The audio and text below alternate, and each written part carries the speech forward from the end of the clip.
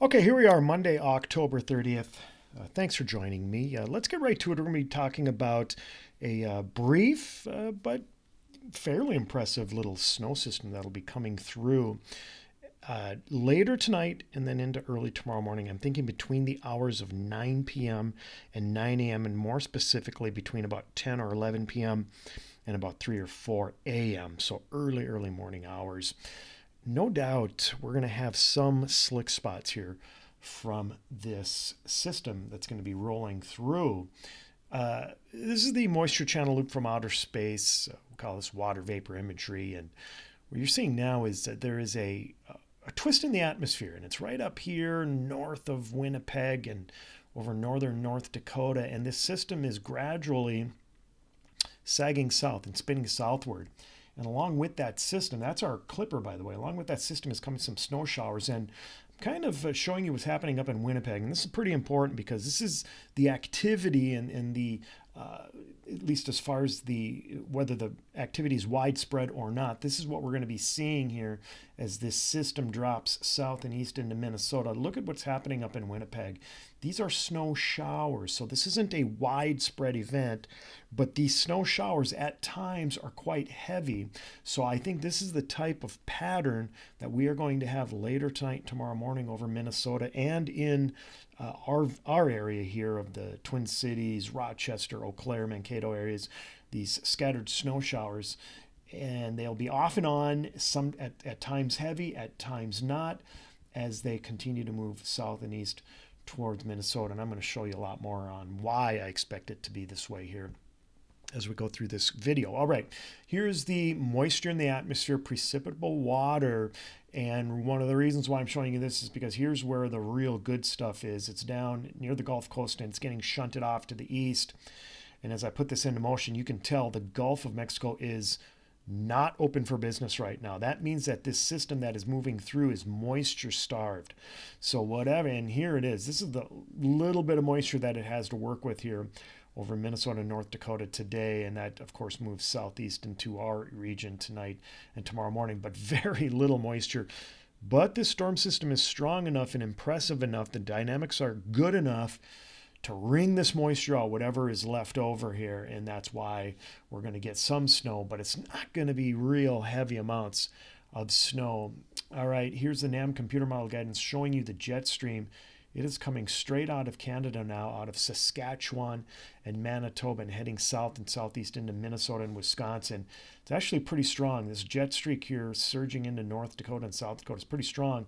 That's why we're going to have lift over Minnesota, because we are in the left front quad of this jet streak. So again, the dynamics are rather impressive, so it's going to wring out as much moisture as it possibly can tonight. This is at about midnight tonight, and as we go lower in the atmosphere, this is at about 10 to 15,000 feet in the atmosphere. You still see some pretty strong winds heading from west to east into southern Minnesota, and we are on the nose of those strong winds, so the dynamics are there for some lift in the atmosphere, hence the reason why I'm expecting at least some snow. This is the European computer model guidance. What I feel has been the most consistent here, all the guidances, and it just shows you what it is expecting for snow. And I'm kind of latching on to this guidance here. We're thinking somewhere in that 1 to 2 inch range across our region. That would include the Twin Cities, the Rochester area, Eau Claire. You can also tell that this is patchy. So some people may only get a coating to a half inch while others get an inch and a half. But in general, I think somewhere around that inch, maybe 2 in some localized areas, that is what's going to be the case. And as you start getting west of Mankato, the snow will drop off in intensity. Here's the storm track is going to be like this, by the way. So of course, snow likes to fall along and north of a storm track. So that's why this area is most likely to receive at least some accumulating snow here over time. Here's your future radar, and here's the timestamp right up here. I'm going to rewind it for you. So there's a timestamp, and here comes the snow into northwestern and northern Minnesota, eastern North Dakota by late this afternoon, and it starts to sag southeast, so that right around 9 o'clock or so, it moves into the Twin Cities metro and even Mankato for that matter, and then eventually into Eau Claire by about midnight, and same with Rochester. By the time we hit about 7 a.m. or so, the snow should be out of our hair. Maybe a few lingering flurries down in southeastern Minnesota and the Eau Claire region, but I think by 9 a.m., pretty much everyone will be done. In fact, if not sooner, maybe even by about 6 a.m. or so.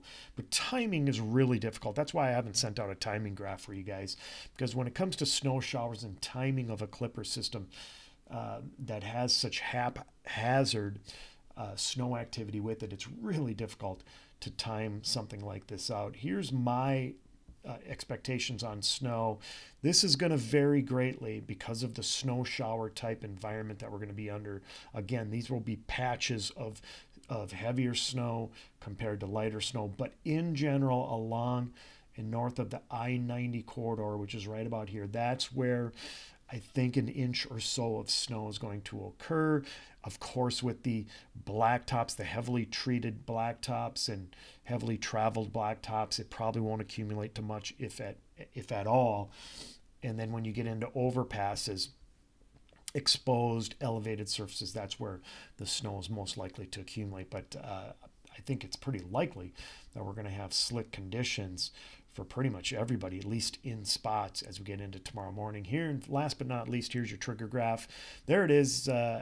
From about 9 p.m. to 9 a.m. here over the next 24 hours is when we have to worry about some slick conditions. Not a big storm, all right?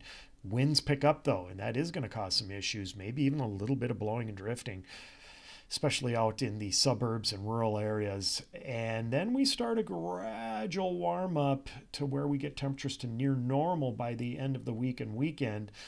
And of course, with that, if we get any precipitation, it should be in the form of liquid. So I'm not expecting anything from later Tuesday and Wednesday on through the weekend, at least as far as wintry precipitation. All right, thanks for joining me. Best of luck out there tomorrow morning. Take care.